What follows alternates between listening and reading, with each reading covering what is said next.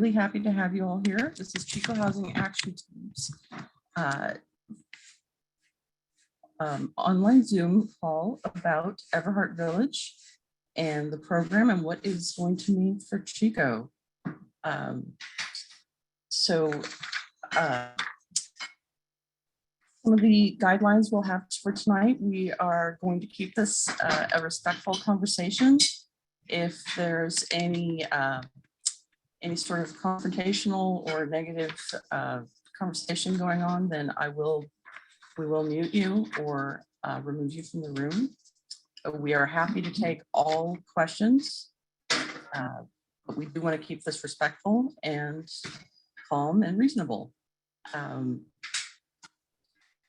We do ask that if you have questions that you go ahead and raise your hand in the reactions button. If you hover over your screen, you'll see a reactions button. You click that and there'll be a button to raise your hand, and we'll be happy to take any questions that come through there. Also, you should be able to access the chat box, and you can go ahead and put questions into there, and we'll be keeping an eye on that. And I will go ahead and introduce our forum participants. So we have the program manager for Everhart Village, Amber Benedict. Amber is a recent graduate from the Chico State Masters of Social Work program, and she is designing and planning everything about Everhart Village.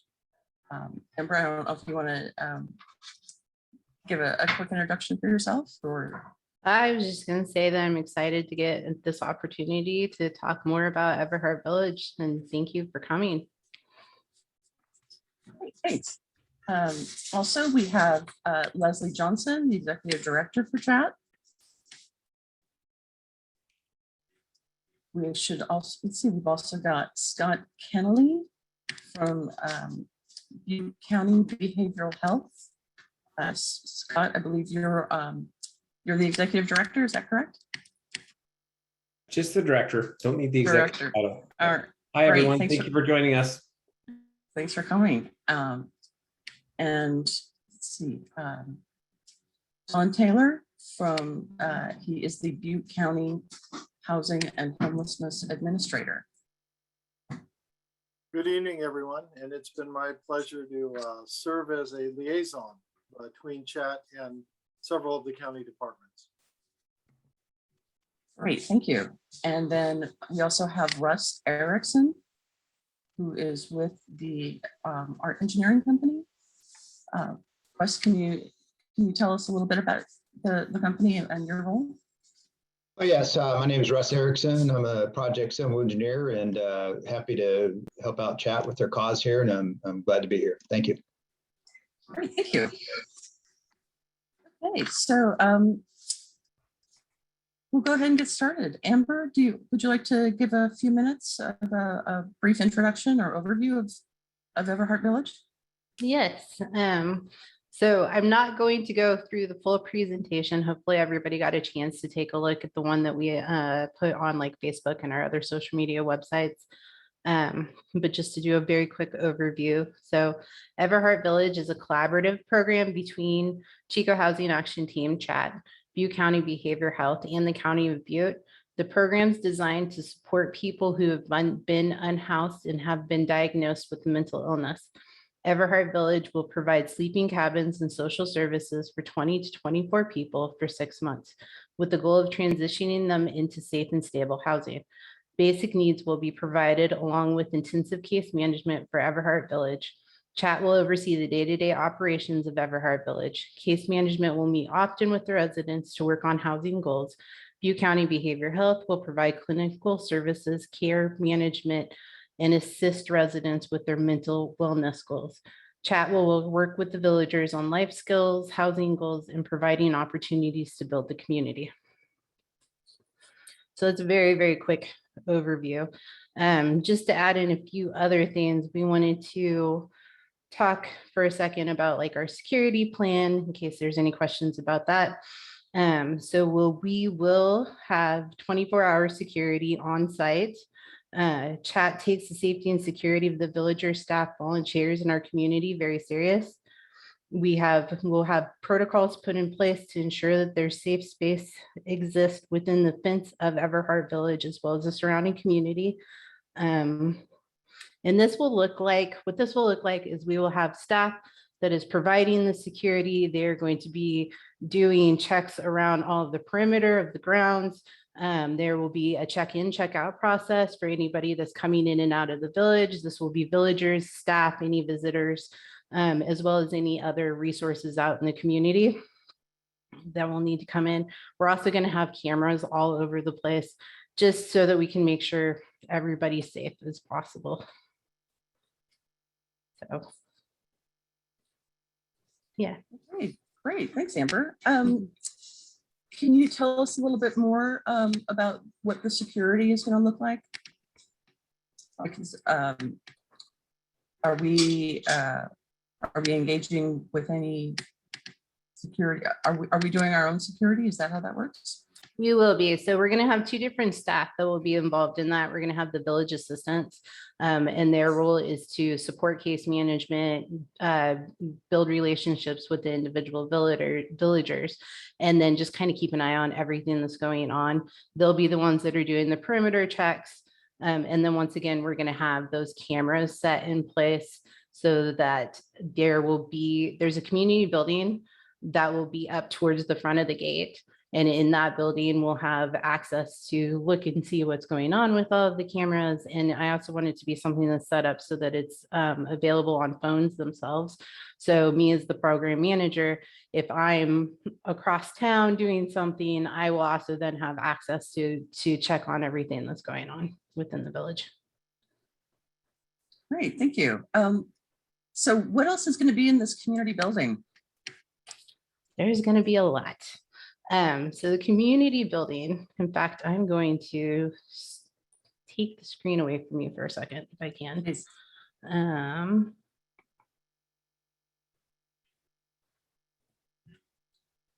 Let me go to. All right. So we do not have some pretty picture of the community building quite yet, but this does give an overview of the entire thing. So we will have a kitchen that's here. It's going to be available for villagers to come and access. They can sign up to cook meals, keep some of their individual items there if they need to. There's going to be cooking classes that are held within this area, kind of with like the life skills that will be available throughout the program. This area right here is going to be used as like gathering space. So we'll use it for life skills classes as well as just kind of some fun things to build that community aspect of this program.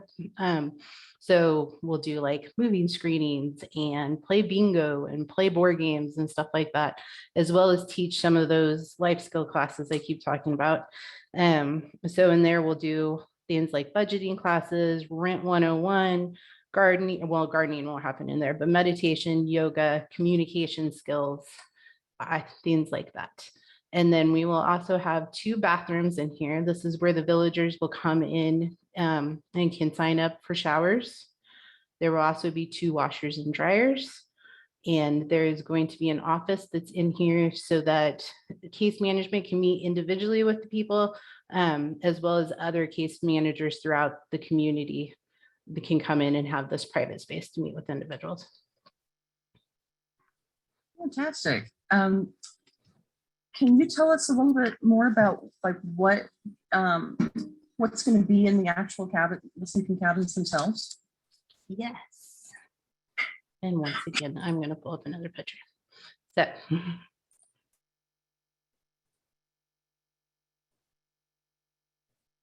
All right.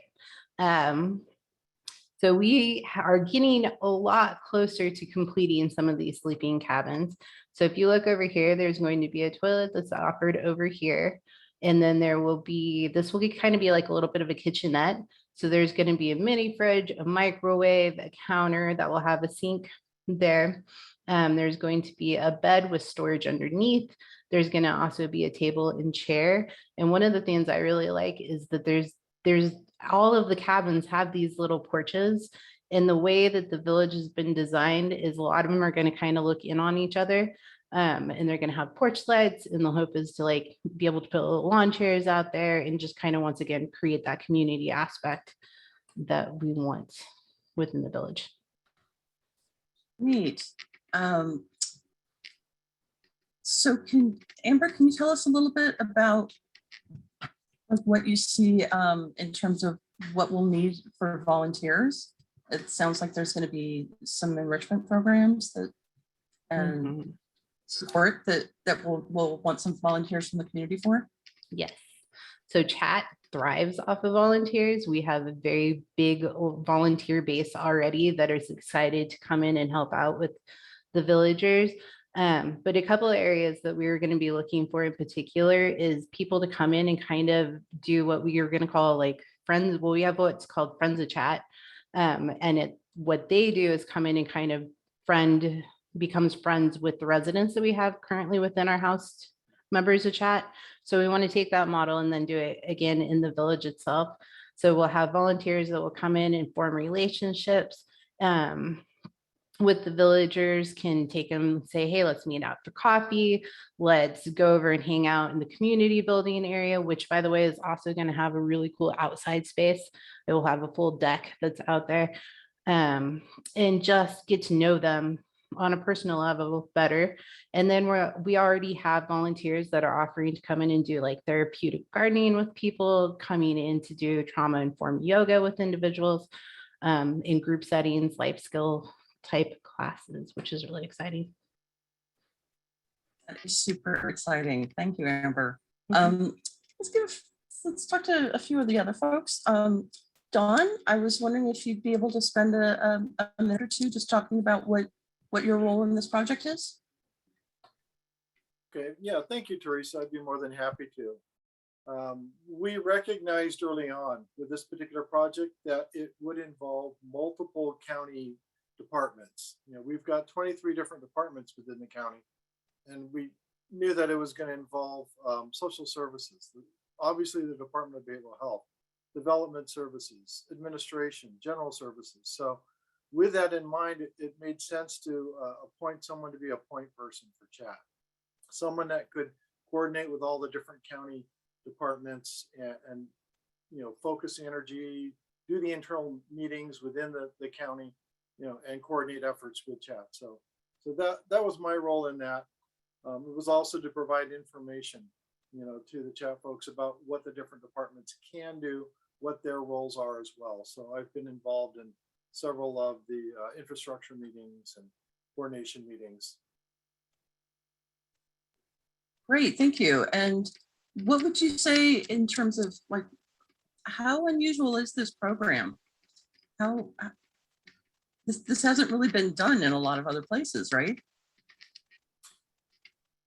No, I haven't seen this level of coordination between public and private agencies. In several of the other villages that you've seen come up, they've been almost completely private, you know, or they've been almost completely public. So the fact that we've got a public-private partnership is really a testament to the strength of all the partners wanting to make something happen with it, you know, for the community here. You know, and just to further expand upon part of the county's role, in the event that anyone asks, well, how come the county isn't throwing in additional funding to assist in the partnership? I mean, other than providing some of the direction on, okay, this is how we navigate development services. Why aren't we, you know, putting in money for the road, that kind of thing. I thought it might be nice for people to know that one of the reasons that the county has decided not to do that, and I'm sure that the chat board is like very happy the county isn't doing this, is because the minute you put $1 into a project, the minute that the county becomes involved financially with site improvements, then it becomes a public project. And the minute it becomes a public project, it triggers a whole host of requirements from the state of California. You know, for example, one of them being prevailing wage. Now, all the workers that are doing the site improvements are required to be paid prevailing wage. We've just raised the cost of the entire project 25–30% for, you know, simply because we added in $1 to the project. So we had to avoid any problems with triggering that or triggering any of the other requirements that might have slowed down the process. So that's why the county is electing to coordinate efforts in the process of making this happen, but we haven't financially, thrown any dollars in. That's just to throw that out there in case, anybody was interested or wanted to know. Absolutely, Don, that's a can good point. Can I just ask a question or just do some clarification? We did put HMIOT funds in to help kickstart this project. So can you talk a little bit about that? Because that might come up. Okay, yes, there was initially dollars. There was funding that came out of an agreement between behavioral health and chat. And this was using the homeless, mentally ill outreach and treatment dollars. And this was for the purchase of a partial purchase of the community building and some of the sleeping cabins themselves. Okay, the purchase of those particular items are for goods. They're not for services, they're not for site improvements, but those are technically, and I'm using quotes here, those are commodities.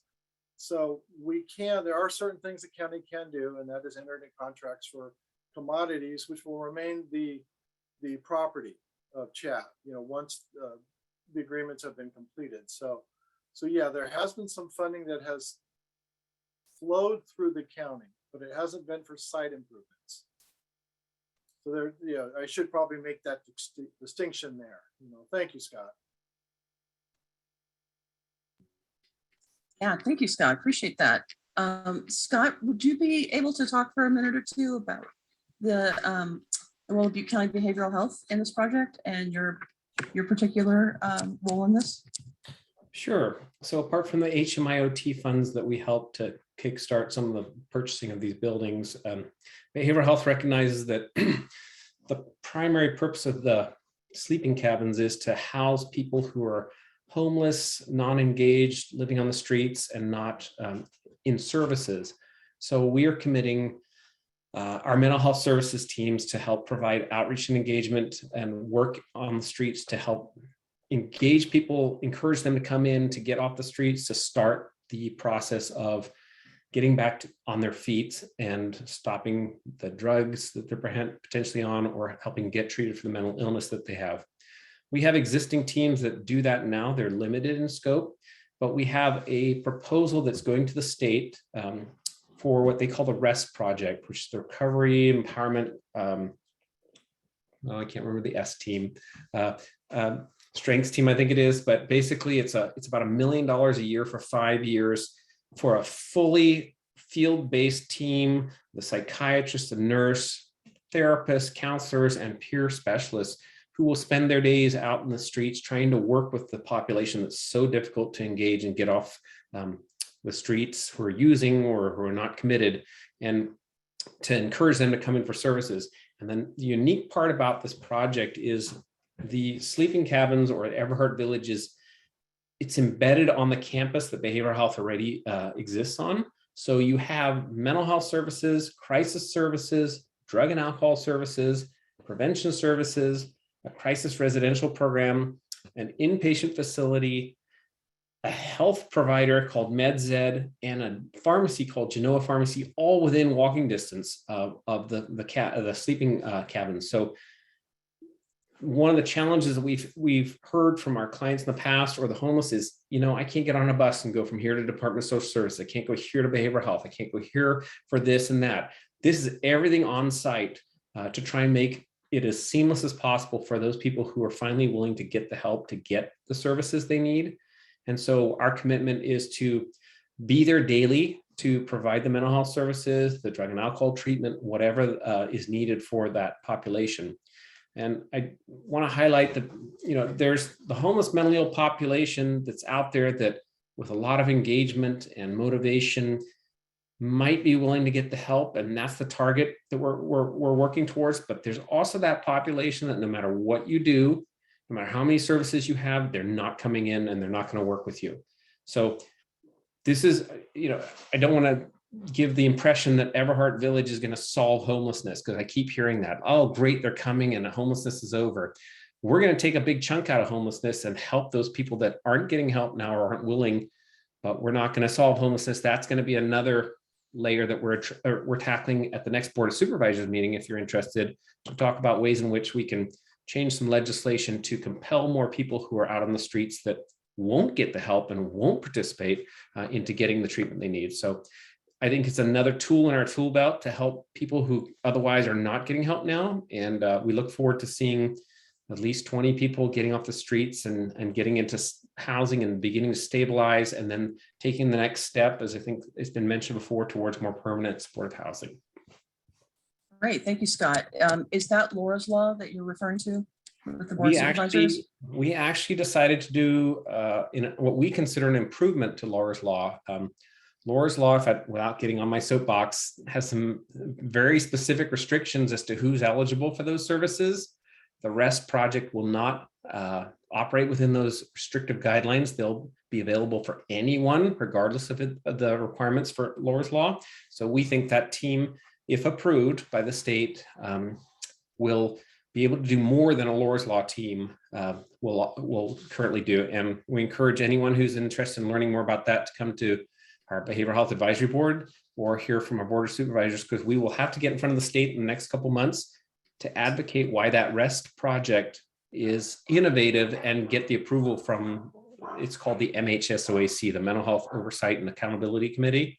They're the ones who are going to be able to say, yes, this REST project is going to be approved and go forward, or they're going to say, no, it's not innovative enough. So community input and support is critical to us succeeding with that. So if anyone's interested later, they can ask, and I can give them the link or the email to talk to Holly Drobny, who's our MHSA coordinator, who can help people figure out how to get onto that Zoom meeting. Great, thank you, Scott, appreciate it. And I just want to remind folks, if you have any questions, you can go ahead and use the chat box, or you can use the reaction button to raise your hand virtually, and we will be more than happy to take your questions. But if we don't have any other questions right now, I'd like to ask Russ Erickson. Russ, would you be able to speak for a minute or two about your role in this project? Sure. Yeah, I'm our firm is a civil engineering and surveying firm, and we have been involved for a while now on that site, helping chat kind of lay out the site, a precise layout on that site, and work with them to utilize the most efficient layout and offer a safe layout for access for things like fire to get back there and things like that. And so as a civil engineering firm, we focus on basically everything outside of the sleeping cabins and out of the services area. So, we're looking at things like grading and drainage type of things, and where the utilities are going to be coming in to serve this facility, and provide a good path of travel for ADA path of travel out to the public right away. Make sure things are safe, make sure things are well lit, and basically the logistical things outside of a building. We're kind of focusing on engineering, and we're assisting with helping coordinate all those items with the city and the county folks. Great, thank you. Was there anything unusual or special about this project you found? The one unusual thing is it is off the street, and it's tucked back a little ways, and so it's unusual just because it's a little bit of ways from the public right of way, and it makes it a little far for things like utilities. But other than that, it's fairly straightforward. It is in the middle of town, so there are services available. They're just a little far from the street. Other than that, it's fairly straightforward. Not too many more challenges other than that. Okay, great, thank you. Bruce, Luann, I think you have a hand up from Luann. Yeah, Luann, you have a question? Go ahead. Hi, yeah, thank you all. This is wonderful and so great to hear all this information. I'm hoping you all could speak to coding and zoning and kind of getting the buildings approved and the locations in a sense. I can talk about that. Sure, go ahead. I'm Leslie. I'm the executive director of Chat. And when we first started Chat, it's funny that it was Dan Everhart, and he was trying to get some of us, it's one group of people that he knew, trying to talk to these other people that were really into tiny houses and solving homelessness with tiny houses. And that was like 8 years ago. And so we're pretty excited that we're finally doing something that along that line, even though it's taken a new direction now to be a shelter instead. But one of the big issues with trying to do something like this, that's an alternative type of shelter or housing structure, is just that, the building codes require certain things. So right now there's a special sort of adjunct building code that's in place specifically for providing for tiny houses like this being used for housing. So we're not using them for housing, but they're being treated that way. It's as far as the legality of the construction itself. So it's under something called Appendix O, and the county is overseeing that. Even though we're in the city limits, it's owned by the county. So the construction and permitting, all that's going through the county. So they're approving it. So it isn't something that would normally be a legally allowable type of construction, because the units are smaller than what an ordinary house would be, obviously. But that's how we're doing it. It's under Appendix O of the building code.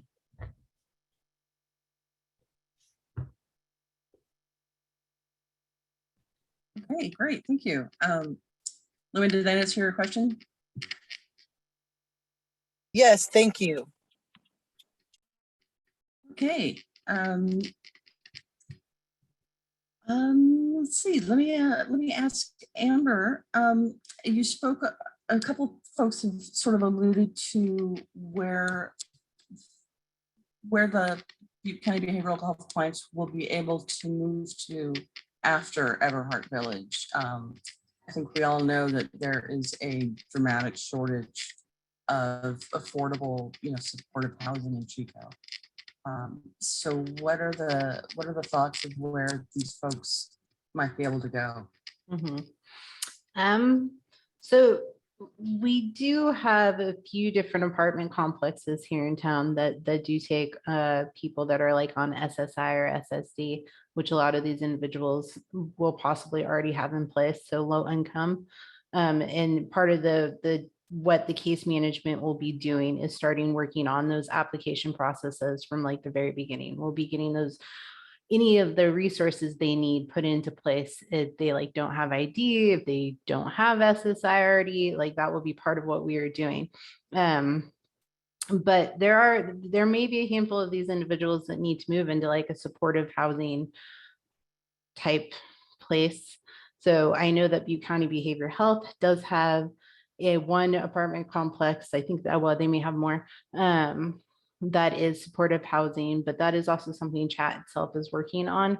So not all of these individuals will stay under the chat umbrella, but some of them will, and others will be able to move out into other types of supportive housing living, and some will hopefully be able to move on into their own apartments without any type of support.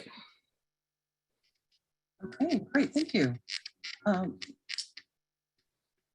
Is this, would you say that this program is patterned off any other program that you've run into? No, not fully. So because of it being something that has like the tiny houses or the sleeping cabins, there are similar programs out there that run it for like emergency shelters. So there's many up in Oregon and Washington. There's a bunch of them now here in California. We hear things about like pallet shelters, those kinds of things. And so we have looked at those models just because they are housing first. And this is based off of the housing first type model. But this is also a collaboration of the supportive housing model, which means that it's going to have that more intensive case management to get in there and help individuals that are experiencing or living with a mental illness, so that we can kind of provide that hand over hand support that they may need while working on their mental illness. And if I can add, Teresa, Yeah, yes, go ahead. there's pallet homes, there's sleeping cabins. I think Sutter Yuba has a similar model where they have these little homes, but I've never seen a fully integrated campus where you have one-stop shopping, everything on site. And you're not requiring people to go elsewhere to get what they need. You have services coming in or literally within walking distance. And that's something unique, I think, to Butte County and what makes it innovative and what we hope the state sees as innovative as well. So I don't think it's been duplicated anywhere else in California. So I think we're ahead of the game. And I really appreciate Chat, Department of Social Services, and all the players who are coming in to put in their staff and their resources to make this successful. And the stay in Chat is, I think it's up to 6 months. So yeah, it really is about taking people who are literally been on the street, who don't have the resources, getting them those IDs, getting them connected to some kind of financial support, getting them into treatment. And if they are willing to consent to mental health or drug and alcohol treatment, if they need residential treatment or sober living environments to live in, to stay clean and sober, or they need a board and care or an unlicensed boarding home to have a place to stay, behavioral health has some resources to help support that, to help them get on their feet. So there are some resources after the 6 month period. The challenge is getting someone from homeless into an apartment.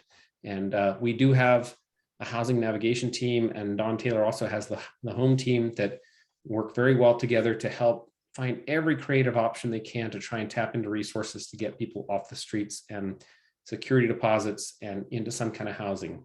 So it's a very exciting project. I've never seen it happen before in Butte County. Fantastic. Thank you, Scott. Appreciate it. Okay. Again, if anybody has any questions, please put them in the chat or raise your hand. Amber, I was wondering if you could tell us a little bit about the sort of steps that folks will go through in the program. Yes. All right. So the way that we have the program design is it's going to be a 4-step process, or I'm calling it 4-phase process. And so that first phase would be like the referral process is fully going to come through behavioral health, first of all, which is also unique to emergency shelter, meaning that these people are already going to be clients of behavioral health. So it's not like your traditional emergency shelter where somebody comes in, say at like 4:30, and that check-in process starts there. So Chat and behavioral health are going to work closely to get that, to work through this referral process. And then once an individual comes in, our first phase is all going to be all about basic needs. And so we're going to work on getting them acclimated to the village itself, getting them used to the staff that's going to be around them, getting them comfortable within their own little sleeping cabins, and just making sure that they know where all the different resources within the facility are and how to use them. So, and then starting that first case management, which will just be some basic assessments, starting to find out what type of paperwork they may need.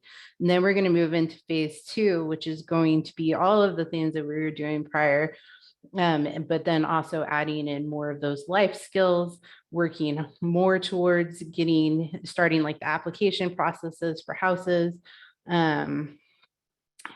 working on like communication skills, those kinds of things. Phase 3 is going to be working really hard towards moving towards the housing. So at that point, we're going to have all of our paperwork in hand. We're going to have started those application processes. And we're just going to start working on the other details that they may need, such as like, let's learn budgeting skills. Let's make sure that you can go out and do grocery shopping. And like it can be as basic as like how to get there. Like, how do we take the bus from here to there to get those groceries, bring them back? How do we cook them? That kind of stuff. And then phase 4 is our move out process. So Chat's going to make sure that we help them move into their new house, their new home. And we are going to follow them with case management for a while afterwards, just do some basic check-ins, make sure that they're happy and stable within their housing. Yeah. Okay, great. Thank you. Well, I don't see any hands raised. I don't see anything in the chat box. So Dawn and Scott, I was wondering if you have any sort of final thoughts you'd like to get out there? I just wanted to add a little bit to what's already been said about the program and the integration and the collaboration. And as Amber was describing, phase 1, phase 2, phase 3, and as people move their way through the phases, I do think, I should let everyone know that part of the role of social services will be starting in that phase 2 and through phase 3 and phase 4 with the entitlements, the general, entitlements that are available to everyone. So say you've got somebody coming in that needs their Medi-Cal, reinstated, or they've never even had Medi-Cal, but they need the Medi-Cal in order to get the behavioral health benefits. I mean, we can do the mainstream benefits there. We also have a specific program, the Housing Disability Action Program, which is run through my branch, which has got 2 housing navigators that very specifically work with individuals who are likely disabled, who are likely eligible for SSI or SSDI benefits. And so we'll be coordinating with Amber and her staff and with behavioral health to identify those folks. And we've got things in place. We've already got an MOU with behavioral health so that we can do this. And we function to get people through that SSI, that SSDI process. And that's really the advocacy part. That's the goal of these 2 specific staff members, is to assist people in getting those, longer term benefits that are going to really assist them, in moving forward with their life recovery. So that's part of the program too. That will be integrated there as well. And I think it's exciting that we've had a number of agencies and chat working together to come up with a solution to assisting members of our community, that do need that assistance to, recover from whatever life is thrown at them and move forward, and get back into house, being housed individuals. So looking forward to the process here. Great, thank you, Don. I see we have a hand raised from Pam. Yeah, hi. So I'm a board certified music therapist, and I worked in adult behavioral health about 7 years ago. And I'm thinking that I would like to work with this population. And I'm wondering who's here tonight might be the person for me to contact to talk about funding for that program. I have a non-for-profit through North Valley that I could look for a grant and have it go through there, but maybe I can actually dovetail onto some other funding that's already been found. I could be working in the first and second phases, helping people settle in and also learning life skills. That's the kind of work I do. That is exciting. I'm the person that you would want to contact over that. And I can get out my information. Is my information on the website at all, Teresa? No, what I would do, Pam, is email info@chicohousingactionteam.net. And that will come to me, and I will make sure it gets routed. Thank you. Yes, yeah, because we would absolutely love to have that be part of this. Thank you. Absolutely. Yeah. Thank you, Pam.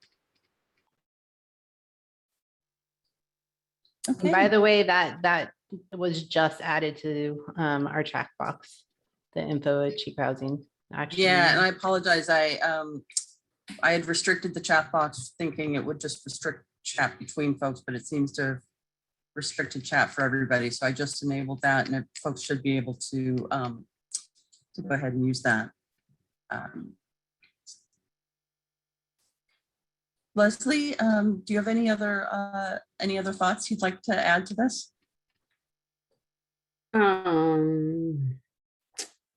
Well, just that I'm glad that people are interested, and I do think it'll work. It'll be great to have volunteers and people that want to bring their own skills and interests and offerings to the community, because that will really enrich the experience for the folks that are there. And they haven't really had time to do things that we all take for granted, that we can just do some gardening or do some yoga or whatever it might be. even some crafts activities, nature walks, things that would be really kind of uplifting and help people start feeling more positive toward life and toward, more optimistic and have more sense of purpose, because those kinds of activities are real good for us.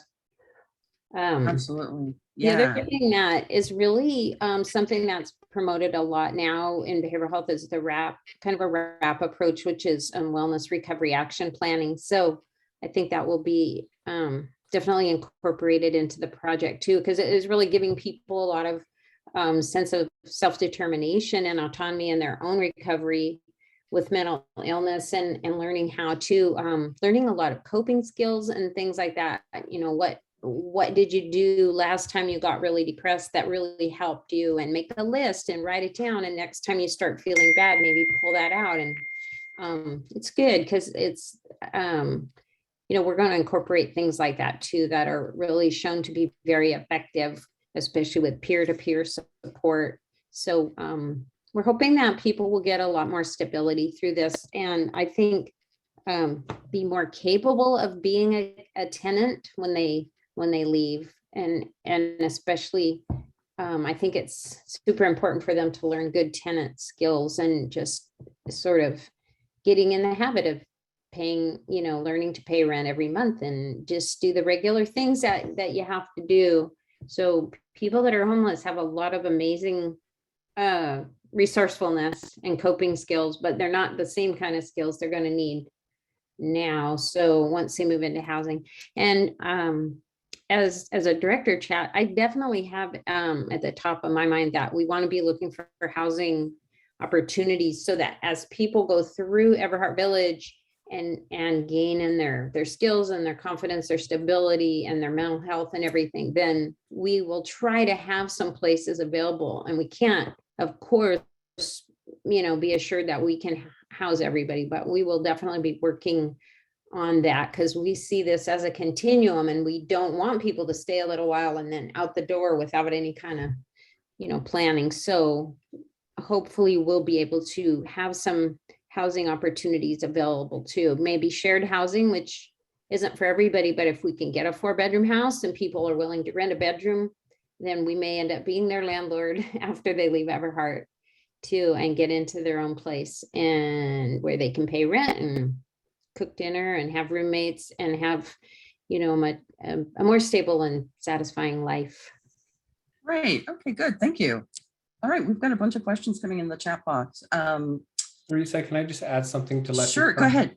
Just Please. as far as housing goes, if you're not following Governor Newsom and his latest budget, there's an infrastructure bill that has finally started coming to light, where the governor has dedicated millions of dollars towards building the behavioral health infrastructure, meaning the first time in 21 years I've been in Butte County that they've actually put money towards housing and facilities that people can live. So Butte County is going to go for some of that infrastructure money, which should support the addition of board and carers, boarding homes, crisis residential facilities, increased inpatient options. And we're hoping there's willing partners like Chat and other providers who might be willing to partner if there's some incentive money to acquire properties or fund staffing to oversee those projects. So that's something we're doing.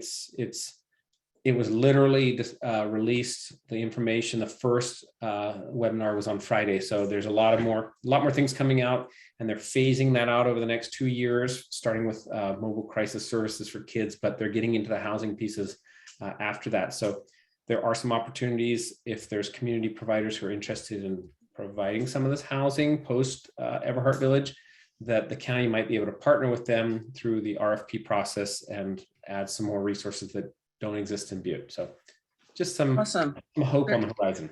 Absolutely. That's very exciting. Thank you, Scott. So yeah, a couple questions coming in the chat. We had somebody asking, what happens with conflicts and discipline? Like what happens if a couple of villagers get into an argument? Amber, do you have any guidance on that? Yeah. So one of the, just to say again, with the life skills, one of the things we're going to be working on is communication skills with individuals. So conflict resolution will be part of that. There will be staff available to help work on those. If that's happening, we're going to be trained in de-escalation. And so we'll be able to handle that as it occurs. Okay. What happens if somebody is not ready to move in 6 months? It's a big possibility. So I have a feeling that a lot of the residents might not be quite ready to move out at the 6 month mark. So once again, though, this is an emergency shelter. We are running as an emergency shelter. That's how we have the property. So the guidelines tell us 6 months. But there is some flexibility to that will allow us to extend it to possibly 9 months to 12 months if an individual does need that. And I think, as Amber said, there is flexibility, but one of the requirements that we have is that they're actively working on their housing plan and moving forward. So if someone sits there for 6 months and does nothing and then says, I need more time, that's not an appropriate extension. But if someone's That's not gonna working work, on right? things, there's SSI applications pending, they've got some referrals in for housing, and they're going to take another month or two, or even up to 6 months, then that's a case-by-case basis where I think Chat and Behavioral Health will talk about, do we want to keep this person in? Ideally, the goal is 6 months so that more people can get in after the people who are there for 6 months. So we want people to keep moving forward and not see this as their forever home. Mm-hmm. All right, thank you. So we had a question from Robin. Will residents be offered or encouraged to work or volunteer at Everhart Village? Yes. So we are going to very much encourage them taking ownership of the village itself.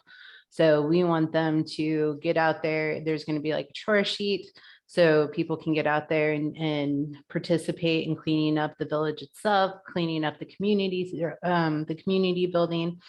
And we will also be offering ways to try to connect them with outside resources for volunteering as they move further into those phases. And if they want to get a job, then we will absolutely, and well, not just one, we will encourage as well.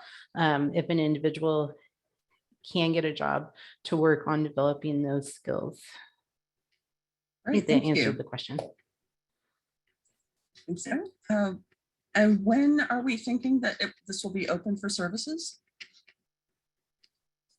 That is a little on the tricky side because we do need the infrastructure put in place, which we are currently working on funding sources to get that. One of them being the crowdfunding that Chat is launching tomorrow.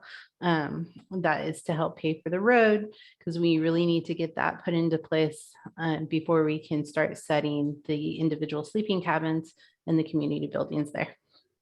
So I cannot give 100% estimate on that. And in this part, the ballpark is sometime early, mid next year. Yes. Hopefully spring right. is Hopefully definitely our spring. goal at the moment. Great, thank you. Let's see, we have a question. The REST project, the team I talked Go ahead. about, the innovation team, we have a draft innovation proposal up with the OAC right now for review and technical assistance.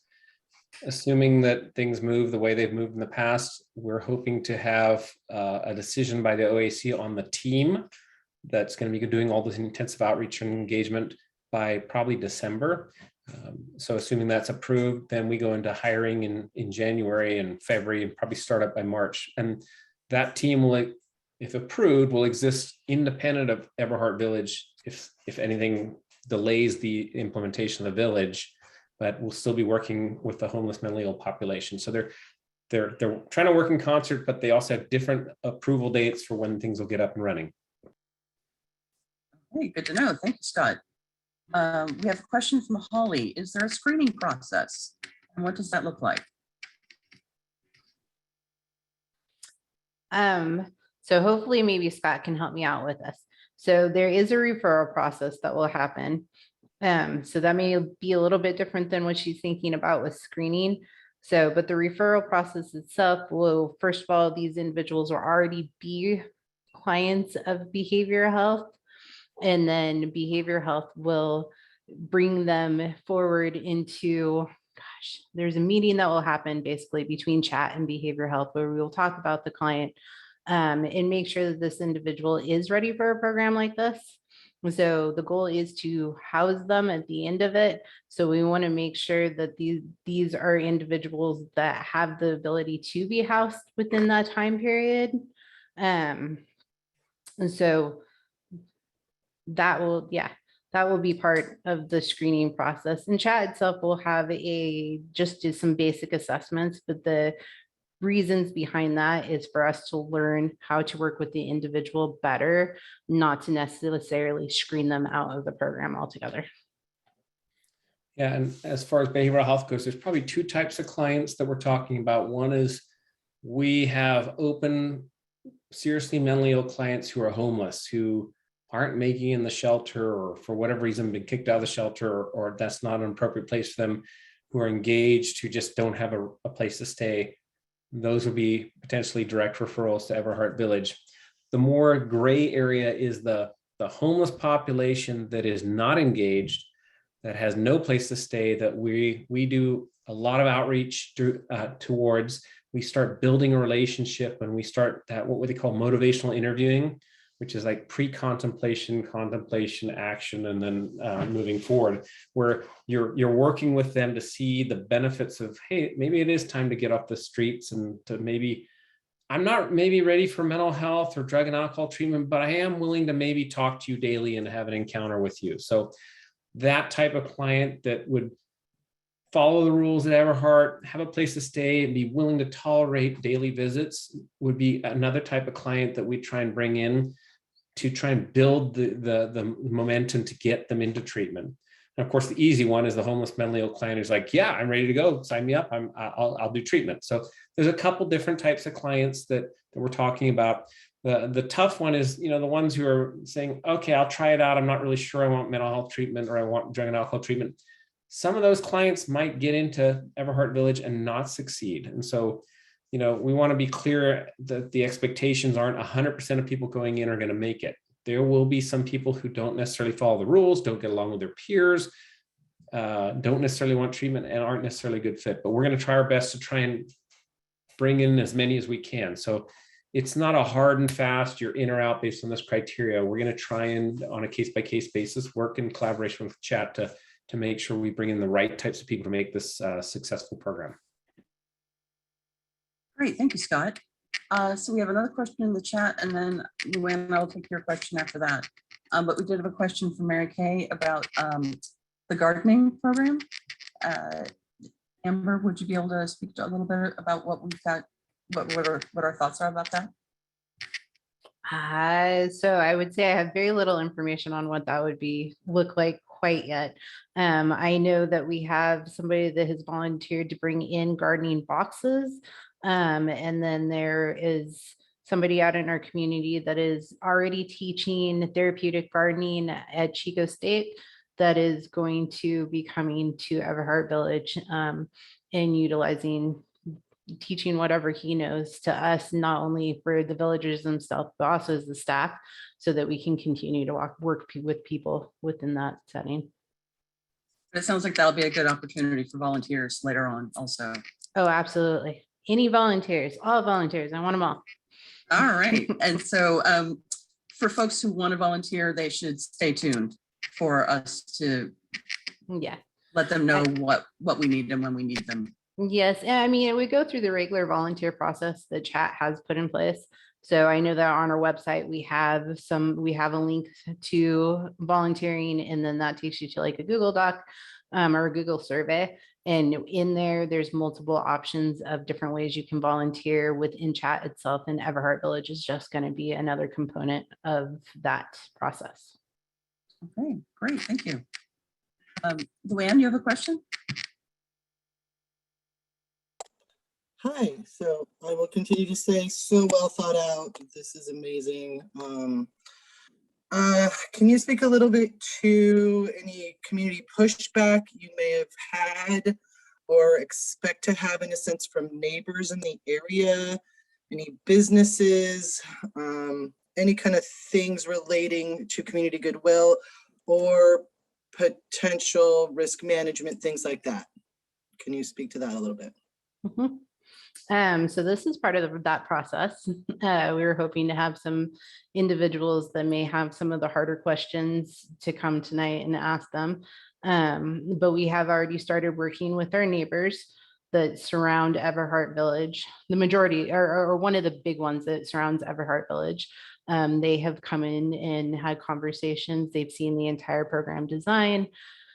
They understand that this is a collaboration, and we have open dialogue and communication with them. They have direct access to me and Leslie, so they can ask questions whenever they want. And after we do this meeting, part of the next step is to go out to the extended neighborhood itself. We have packets that are made up that explain very similar type things that were put in the presentation. So we'll just start having those one-on-one conversations with the outer surrounding neighbors of Everhart Village. If you look at the surrounding neighborhood, it's primarily businesses. And I think Chad's done a great job talking to those business owners who have concerns. The reality is the homeless are out there already at those businesses, sleeping in the hallways, sleeping in the doorstops, and Everhart Village offers an opportunity to get some of those people off the street. So it really is an asset. We ran into similar issues. Chad is actually going to be, or Everhart Village is going to be literally sharing a fence with our crisis residential program. And we ran into similar issues when we tried to start our crisis residential program, but it has been very successful and we have not had any neighborhood complaints. So I think we're well positioned based on the location to have a minimal number of complaints because there aren't necessarily any housing or apartment complexes within a block of this proposed location. We also have Bob Trouse on our team, which is amazing at developing relationships with anybody in our community that's a little bit weary of this project. So, and he has been out there for months now talking with individuals that have concerns within our community. And Teresa, I noticed that someone named G. Marvin asked a question, but he's about to leave for another meeting. That was Grace. She was wondering if the recording will be available later. And yes, we will make this recording available. I'll post it online. I'll post it to the website and make sure it's available on social media. So let's see. Also, Stacy had asked, are there age requirements? 18 and above, as long as you're an adult. Okay, very good. And Alan sent me a message asking about the crowdfunding campaign. I can talk a little bit about that. We are launching our crowdfunding campaign, calling it the Road to Home. It starts tomorrow. It'll be on GoFundMe. We'll get the links out on email and social media starting tomorrow. We need to raise $100,000 to build 200 feet of road. That includes a large, what they call a hammerhead turn, so that emergency vehicles can turn around in it. So this involves the paving, the grading, the aggregate pads, and the actual pavement of the road itself. So that comes to $100,000, which sounds like a lot, but apparently it's it would have been a lot more if the county had to do it. So this is actually the faster and less expensive way to do it. So we're hoping that the community can really come in and support this so that we can get moving on getting those sleeping cabins and the community building into the site.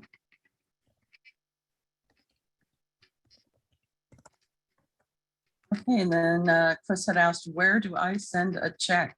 I think she knows, but we do have a website, chicohousingactionteam.net, with our mailing address is at the bottom, chat, PO Box 4868, Chico, California, 95927.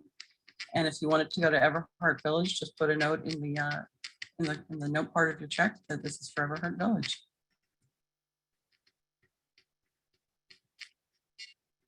All right, I don't see any other comments or questions. Kim did ask to talk about measures to ensure no disruptions to neighboring property. Sorry, did you bring that question up already? I don't think you did. I don't think we did, no. We sort of talked about that at the beginning a little bit. We definitely will be, I mean, when people are inside, it is fenced, so they wouldn't have any reason to go out and bother neighbors. I think a concern might be when people are coming and going, would they walk across, other people's property? And we do have a path of travel that's designed right into the site plan of where the way people are expected to walk, and that'll definitely be in the rules as people first come in, discussing, when you're going somewhere, this is the direction you would go. Please don't just walk through other people's parking lots and business areas, because that wouldn't be appreciated. And we do want to keep the neighbors happy. That's a top priority. I don't think that we have any reason to believe any of our residents would be out doing any sort of damage in parking lots or anything like that. I mean, they have a home, they can just come inside and, and have a place to be there. They don't need to be hanging out in parking lots, and I don't think they would want to be. But we will have people on site, as we mentioned at the beginning, 24 hours a day, keeping an eye on things. And I think very likely we'll have whoever's on site. Amber, don't you envision that someone will go out and walk the perimeter on the outside periodically, just to make sure everything's okay? But I'm going to interrupt for a second with that one. Go ahead, So go ahead. that is going to be that will need to be agreed upon with the neighbors, that they're okay with having even our staff in their space or on their property, which we can work on. And then we do already have it in the rules that we are going to keep the noise level down. That's one of the first rules, is keep noise to an appropriate level. We have hours of operation where villagers will be coming in and out, and it's going to be open to any of the staff, like through behavioral health and stuff like that. They'll have the hours of operation where people are coming in and out. But we are also limiting like visitation. So visitation is going to be something that's already been agreed upon with the staff of chat. And so they will go to their case managers and say, hey, I have a friend that's coming from out of town. They're going to be over in 2 days, and they're going to hang out for X amount of hours. So it's not just going to be whoever wants to come in. This is going to be very regulated and very monitored. But also keep in mind that the purpose of this is also to meet the people where they are at within their, both as being currently unhoused or recently unhoused and living with the mental illness. Our goal is to make sure that this is their place, their spot to heal, their place to take ownership of. So, yeah. Okay, great. Thank you, Amber. Well, if we don't have any other questions or comments, I think we may be willing to call this a wrap. Anybody on the panel have any final thoughts or comments they'd like to provide? I just want to let anyone know, if they have any more questions, if they want to talk about this more. It's one of my favorite topics to talk about. I have been working on this for a very long time at this point. I'm excited for it to move forward. So I think my information's on the website. So I'm more than willing to answer emails, answer phone calls, meet up for coffee. So just reach out. All right, thank you, Amber, appreciate it. All right, if we don't have any other questions or comments, I think we will call it a wrap. Thank you all for coming. This has been a lot of fun. I hope everybody learned something. Hope everybody got all their questions answered. If you have any other questions that you think of, you can always email us, info@chicohousingactionteam.net, or you can contact us on Facebook or Instagram or Twitter. All right. Thank you all for coming. It's great to have you all here. Okay. Thanks all. Thank you, Thanks, everyone. Teresa. Thank Okay. you. Okay, Thank you we'll see you all for later. everyone that showed up, the whole panel. Yeah, thanks everybody for showing up. Yeah. All right. Okay. Bye-bye, everybody. Bye. Okay, bye.